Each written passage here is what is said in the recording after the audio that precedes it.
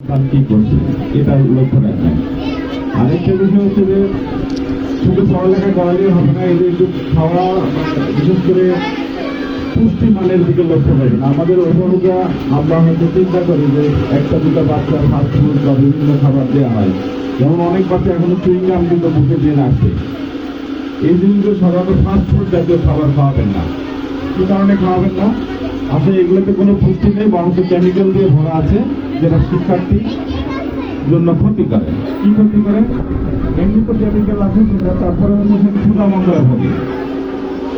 ক্ষুধামন্দায় ভোগে কিরকম ক্ষুধামন্দা সেগুলো খেতে চায় না। দেখবেন আপনাদের অনেক যেটা হচ্ছে ক্ষুধার